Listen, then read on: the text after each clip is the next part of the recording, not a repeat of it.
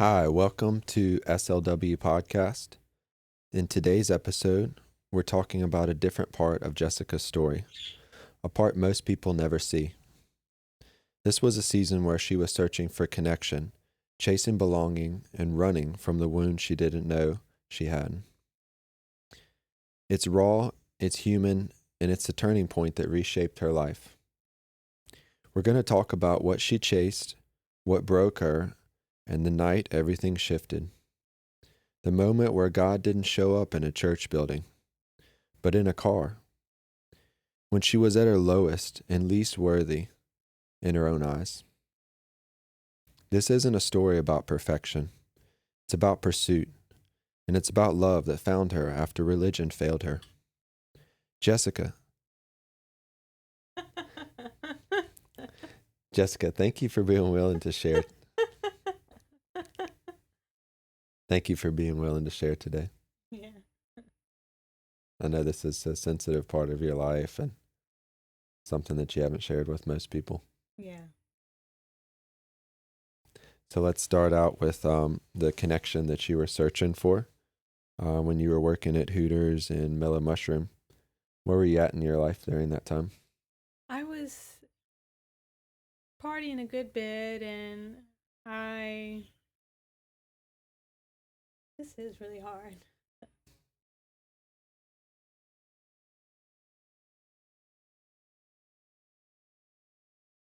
Yeah. I was partying a lot and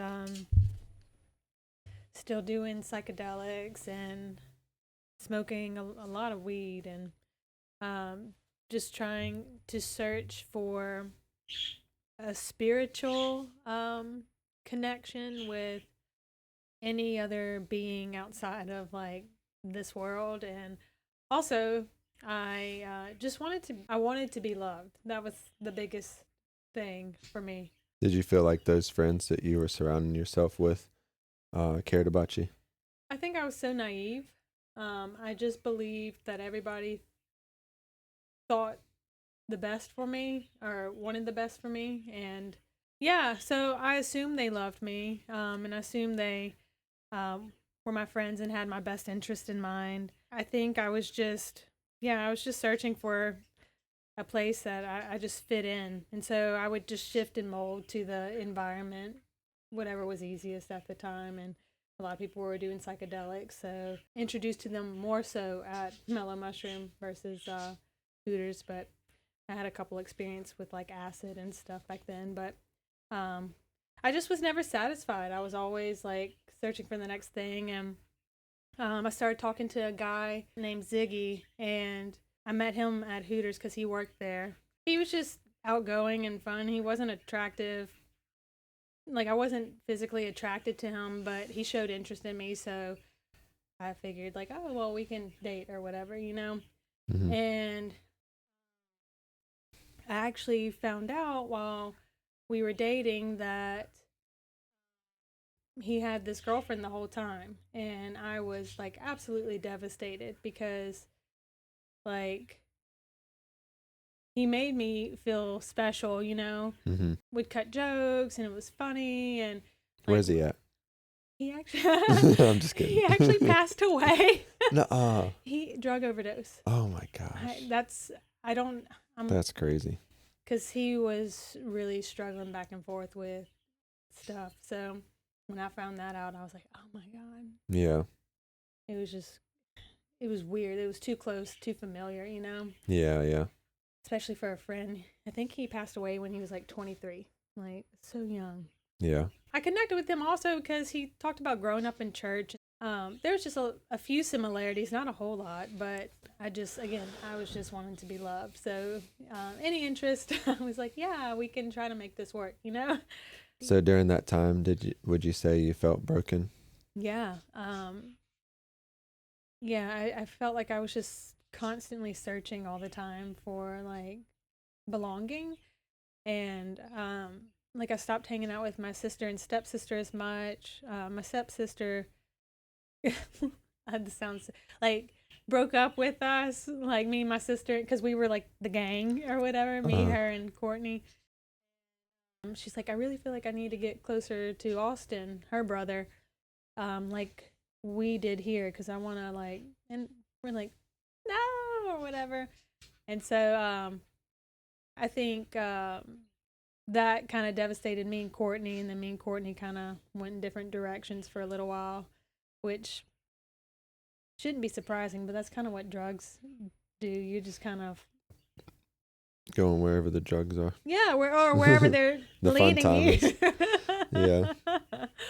So yeah, I was definitely broken because like we three girls planned on like running away together and like starting a life somewhere else, and Why'd y'all want to run away?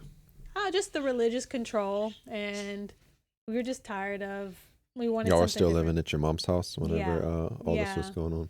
Yeah, Gabby would stay the night with us a lot, or we'd go stay at John's house, her house. But at one point, her mom, Gabby's mom, was like, really think y'all, Jessica doesn't need to be hanging out with them. She's too old for them, and this and that. But they were like, no, it's fine. They just love each other. We were getting high and acid and Molly and all that stuff. Once we kind of separated, I was definitely. That just goes to show you how naive Christians are with like people that are in their circle. Yeah. You know, they just assume that like everybody that's in the family is a good influence, and then they're so worried. Yeah, about other people. About other people out in the world. And I was like, it's happening right under their nose. And they figured out how to get like drugs, but like I was like the way to get it because I was working at the restaurant and stuff. But they did stuff outside of me, like acid and stuff. So, but yeah, I definitely helped facilitate some of the stuff. But yeah, we were both drug pushers. Yeah, in our past lives. Yeah, but it especially after doing like Molly and stuff and acid, I felt so like empty after. It's the only way to say it. Yeah, I remember experiencing that feeling. Just like, now what? Like, you know? And so I see why people get hooked on or stronger things, but I never would do anything stronger than cocaine. That was my limit. Yeah. So let's talk about the night before everything changed, and what was it like that night? Can you take me to that? So what happened first was I'd been trying to get shrooms from this guy for like 2 weeks, and he worked at Mellow Mushroom, and he kept like putting it off, and I was like, dude, like, where are the shrooms? Like I've got cash, like you said you had them and stuff. Give me the shrooms. And it was just weird. He started like, I wasn't like aggravating, but I probably was him. But he finally got them to me, but they looked different than the last ones I had. And I remember that. They looked like smaller and almost like the ones on cow patties. And like people swear by them, but like, I don't know. I took them like earlier that day, maybe a little after lunch or something. And I was like, because the last ones took like an hour to kick in. So I was like, okay, I'll give it like an hour or so. And like nothing happened. I was like, these are bogus. These are fake. These are probably just mushrooms from the store that he found or whatever. So I think I went home, and then I planned on going to hang out with Ziggy and his friends and Perry. And Perry was this big, like 6'3" guy, 200-something pound man. So you were still hanging out with Ziggy even though you found out he had a girlfriend and stuff? Yeah, I had an experience before, which was like she walked in on us.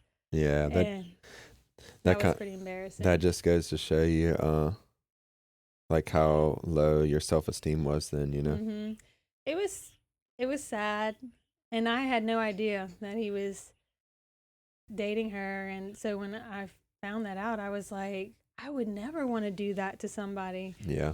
Like, but I had actually done that to somebody in the past. So like kind of double standard. Yeah, but I remember feeling that way too. Yeah, it just didn't make sense. But like after I cheated on someone, I was like, I'll never experience that again. That was like the worst feeling ever. And then it happened to me, and I was like, oh my God, like, what a sinking feeling, you know? Yeah. You were at the house with all of those people. Mm-hmm. Let's talk more about what was going on at the house and stuff like that. So Ziggy was supposed to come, but found out that he was in Franklinton, like Bogalusa, with his. That's where they were all from, with his girlfriend. So I was like, oh my God. And so I showed up at Perry's apartment. He had a wife and a son, and his son was like close to our age, and we were all hanging out, like smoking together. And he was like, son, you can't smoke with us. I'm like 19 years old. His son's like 17. Like, you can't be smoking with us, son. I go into the apartment, and Harley and I forgot the other guy's name, and Perry were all like either watching a basketball game or playing Tekken or Mortal Kombat or something, because that's what we did a lot of. I walked in and I was like crying and stuff, and they're like, "What's wrong?" I was like Ziggy's got a girlfriend, and they all knew, Mm-hmm. and I knew that at that moment, I think, and so I was just like kind of confused and taken back, and this was like later on that night, like Mm-hmm. way later. I was talking to them and like kind of crying and tearing up and trying to hold it together, because I'm like, these guys don't want to see me like sobbing like it's a bunch of men, you know? And I loved hanging out with the guys because I felt like one of them. Mm-hmm. But I realized I wasn't. Like, I'm this like petite little girl. Like, they were using me for like drugs, and they thought I was pretty, you know? And Yeah. so I think I realized in that moment, like, these people don't really like love me. Mm-hmm. So I sit down. Perry all of a sudden like jumps up and hands me this bong, and then like immediately the room had this like haze to it, Mm-hmm. and everything was like fast motion, but it felt like slow motion too. The only way I can describe it is if you've seen Lord of the Rings, when Frodo puts the ring on, and it's like everything's happened at the time, but it just seemed kind of slower. It was strange. I immediately got freaked out, and my eyes kind of got wide, and he's like, uh, here, take a hit of this. And when he said that, I could hear something talking to him, telling him what to say. And again, like, I want to say that I did have shrooms earlier that day, but I'd done shrooms before, and it wasn't like this. Mm-hmm. This was really weird to me. I took a hit, and then he smiled, but it looked like really like Sinister. sinister. Yeah, it was just it almost sent chills down my spine, and like his face was different, and it was still him, but he said, "See, sweet," he said, "See, sweetheart, like all you need are good friends and weed." And I was like, "What the heck?" And I looked at Harley and uh, Najib, I think was his name, and they were just doing their thing on the phone or watching the game or something. I was like, nobody sees what's going on. And so after about like 10 minutes, I got up, and I was like, look, I'm going to go sleep on the couch, because I planned on staying the night. I don't think I did it one other time, but I was kind of careful about that because I knew these were like men, but I just again thought that they had my best interest in mind, and they'd protect me more than anything. Mm-hmm. So I go in the other room and I lay down on the couch, and it's super dark in there, and it's not as hazy in there. So I was like, okay, it'll be fine. And I heard this voice say, if you don't get out of this home tonight, you'll be attacked in your sleep. And Like physically? what I felt like the voice meant was that I would be like molested, Mm-hmm. or like they would like, yeah, I'd be molested basically, or yeah, I didn't think that. Yeah, You that's what just I knew you believe. needed to get out of there. I had to get out of there, and so I was freaking out, and because I had never heard something so loud and clear. And I got up, and I start walking back to their room at this apartment, and I open the door, and I'm like that thing that's talking through Perry is going to know that I know what's up. And it sounds wild, but like all this was so real to me in that moment. I felt like I was in a life and death When situation. your eyes are opened up to that realm, it becomes more real than the reality, Yeah. and you feel like everybody that's like being influenced by that reality is aware of it, you know? Yeah. And I really felt like those things that were talking to them knew that I could see them, but I don't believe they did. Um, but real quick, I feel like this is kind of important. I was searching for this kind of experience whenever I was doing psychedelics. Mm-hmm. And like, it's not ashwagandha, but there's like some mushroom or plant that like takes you on this crazy trip. So I wanted an experience like that for sure. So I was always searching for it, whether it was like praying like chants and spells and things like that. But it never happened for me then. Mm-hmm. So when this happened, I was like, wow, this is like way too real. And so when I walked into the room, I said, I need to act like I'm just devastated, more than scared. And so I walk in the room and I just look down and I'm like still crying. I said, um, I need to go home. I need to just think about what went on tonight and just kind of like reflect on it. And Perry jumped up and I freaked out because I was like, this is the moment. And again, everything like was kind of slow motion but fast. So when he jumped up, it felt like super quick, but it's so hard to explain. But anyway, he came up to me and kissed me on my cheek, which he did a lot. And he like kissed me by my mouth a lot, and uh, I just started to like assume that was normal. So Mm-hmm. anyway, he kissed me. He's like, "Okay, sweetheart," and like I felt like such a relief because they went back to a game or something, and I walked out and I heard the voice again, and it said, "Because you trusted me, you can walk out of this home freely." So That felt like a good voice. to me, it did. To me, it felt like something trying to save me. Mm-hmm. Um, you know. So when I went out the apartment, I saw myself from a bird's eye view, and I was like having an outer body experience again, which was stuff that I searched for, like astro projecting and like the silver thread and like all this stuff was actually happening to me in that moment, which is crazy. Um,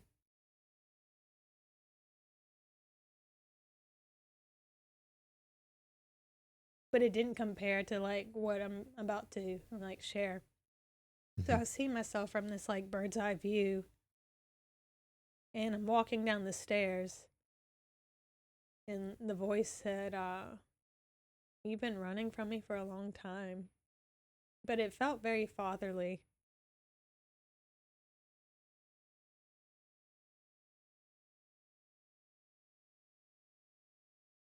And he said, "It's time to come home." And he didn't mean my physical like house, like where I grew up. He just meant like a relationship. Mm-hmm. Because I grew up in the church, and You had that moment where you turned your back on God. yeah, I like was like, don't stop me. I want to do what I want to do. And like, but I knew the spiritual realm was real. Like even in that time, like, Mm-hmm. why else would I be like searching for other things? You know, Yeah. I was just so like hurt by religion. I got in my car, and like, it felt like love, and like it felt very fatherly.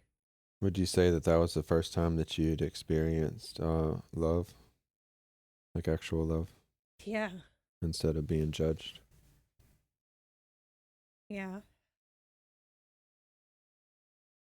There's always expectations, but there was like, I was at my lowest, and there were like no expectations for me to look a certain way. Like, I was sleeping around, I was doing drugs, and like, I hated myself so much. Mm-hmm. But like, just like the story in the lost son, this voice spoke to me.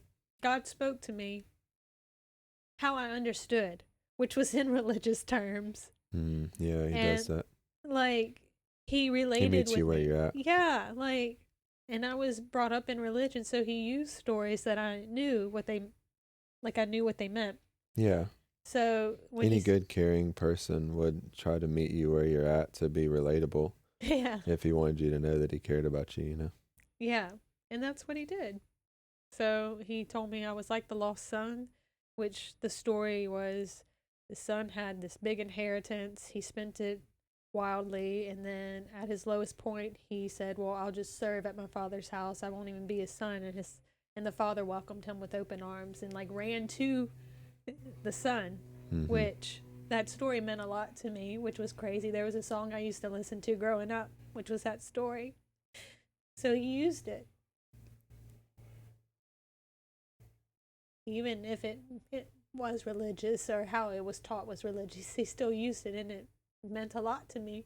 Yeah. So, and he corrected me in such a loving way. He said, I heard a lot of people during my time of like searching things out, and he said you'll have to repent for those things. Mm-hmm. Um, but again, he used terms that I understood. Like he did say repent, but he's like, you hurt a lot of people, and you'll need to fix that. Yeah. Repent. Um, and like he said, the biggest thing that you learn during this time is you reap what you sow, Yeah. which I still feel like I'm learning what that means, you know? Mm-hmm. And, but during that time, I stole, I cheated, I lied, and like all that, like, Came back. Yeah. yeah. And, but I still felt loved even when he was telling me those things, which was the biggest thing. And so I don't even remember driving after that point. But I know I was driving because I was heading home, which was a 5-minute drive from those apartments to my mom's house. And time did not exist in that moment. My car became, again, Lord of the Rings is the only example I can think of. There's this scene where this ethereal, I think that's how you say it, like elf is in the room, and everything becomes very like, Surreal. yeah, and just celestial. Mm-hmm. And that's how my car felt. Like there was like a light in there, but it wasn't like overpowering. It was just very celestial. Mm-hmm. And I just remember feeling like numb, but not like a high numb. It was just like peace, I guess. Um and I just was in awe of this feeling cuz I was so like this is like what I was searching for the whole time. And so then What would you say that presence gave you that religion never did? and knowing that I was okay where I was at, like I wasn't a disappointment. Yeah. That's the same way I felt. Like I wasn't a fuck up. Which Still is to this day, that's what religion makes you feel like you're not good enough until you meet um, their standard, yeah. and people project that onto you as if that's what God wants. And it's Even if you look at the prodigal son, like the son went and he told the father all the bad things that he did, yeah. and the father didn't even He's like, go kill the calf. he did yeah, he didn't even acknowledge it, you No. know? He just hugged him and like Gave him his ring. welcomed him home, and He loved him. yeah. We experienced constant rejection whenever we would fall short. Yeah. of their standard, you know. And it wasn't even like it was God's standard, is what we found out, I Yeah. think. And it was, and not to jump ahead too much, but that's what this whole journey after this was like, not like, it's, it was because I felt full Hmm. and complete, even though, Yeah. like, my sins didn't matter, or again, like, my mistakes didn't matter. I was just loved in that moment, and I felt safe, which Yeah. was a huge thing for me. And after that point, it was a constant, like, just like reminding myself of, like, that fullness, like, it's inside of us, it's just walking it out daily. But to go back to that moment in the car, like, he spoke to me through pictures and like a vision. And there was this moment where I saw this like open field. It looked like a desert almost, but it was just clear. And I saw this light beam coming down, and it was hitting on top of me, and it was clear. Like there was nothing in it clogging it up. And then all of a sudden I started seeing like debris and stuff filling it up. And he said, when you have things in the line, it's hard to hear me, but once it's clear, you'll be able to hear me better. Yeah. And those are just layman terms, but like the picture meant so much more than the words that I'm saying. Like Hmm. there was so much more meaning behind than just these words. But Yeah, I've experienced that where the picture explained everything without words. yeah. And then the next thing was I started seeing. I didn't. It's hard to explain, but like I knew it was Paul from the Bible, Peter, and John from the Bible, and I saw those three in different like scenes, and I knew why they loved the Lord and why they were preaching this gospel, because it was so pure and like raw Hmm. and powerful. And like I saw John on the island of Patmos is what like I knew, and he was just like so like surrendered to what he felt was Hmm. the truth. And um How does that compare to what you were raised in? there was such a so the reason I saw those pictures was because like I felt these emotions when I saw it. Was like dedication, love, and admiration for this thing that they were after. And so feeling those things, it what I knew was dead. Like those were alive and living and tangible things. Like they had so much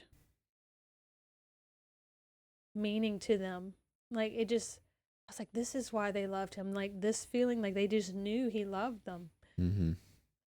And that it doesn't even compare to how I was raised. Like how I was raised was like an, Would you say it was something completely different? yeah, it was complete. Yeah, it doesn't even, it's like, What are some words to describe what it's you were raised in as opposed to this what you experience. experienced? Eating a meal that has so much like flavor and like fruit and like it just tastes so good and sweet, and then like being given a cracker and like saying this is your food. A stale cracker. Yeah. The communion cracker. Right, yeah. In the little fucking cups. Yeah. Like that was so real. Like I felt so satisfied, and like everything that I was searching for was filled. And just to highlight something else, these type of experiences, they don't happen very often to people. And I think that it's very interesting that we both had these same experiences 6 months Mhm. apart from each other without knowing each other. Yeah. Like yours was like In October. in Like October. October like 14th or something like that. Yeah. Around what year? 12. 20, Wait, yeah. 2012. Yeah, it was Yeah, and mine was the same year, but in April. April 17th. Yeah, so like uh that's why, not to get too much into how we met and stuff, but that's why when we met, like I was like, It gets to it.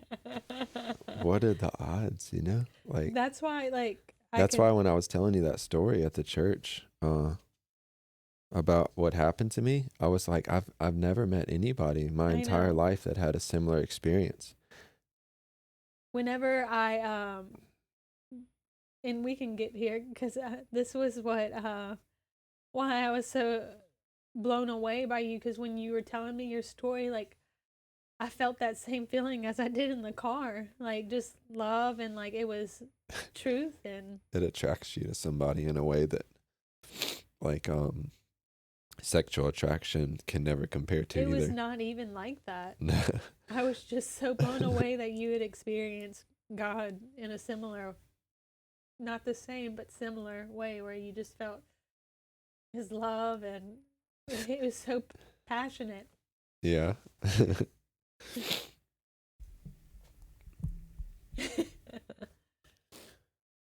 Last thing about this car experience, and then we can move on.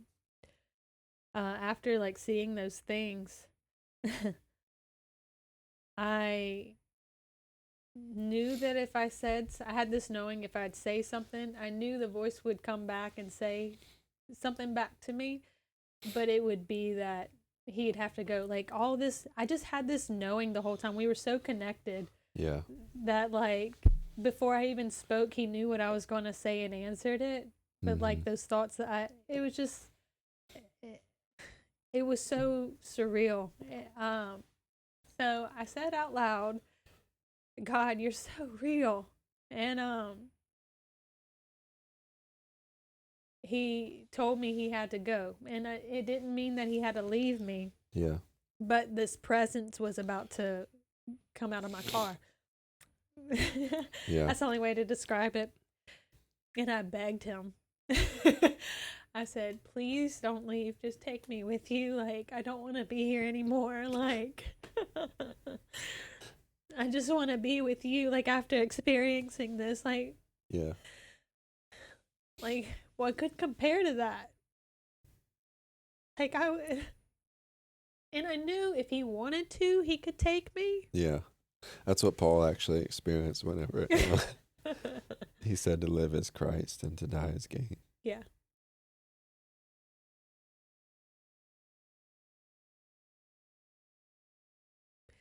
Yeah. Yeah, it's crazy because like people, they don't understand like what God's actual presence is like. They associate it with what you experience in worship and like goosebumps and like shaking on the floor and all that kind of stuff. But That stuff actually put fear in me. yeah, that stuff isn't God. It put a lot of fear in me. And we'll get to that in a little bit also. But when he told me that, and after I told him no, he said, let this be a taste of what's to come.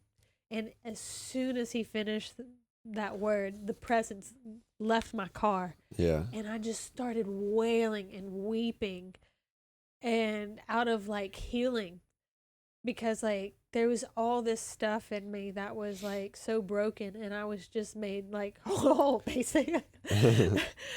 But like it was a process Just for in the sure. moment. Yeah. Yeah.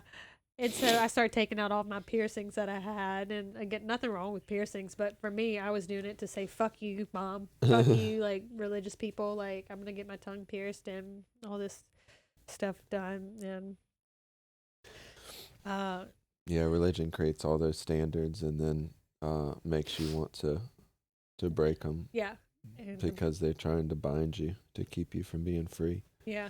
So it just came out in other ways and Once you stuff like realize that that. you're But already free and it doesn't matter what other people say, yeah, it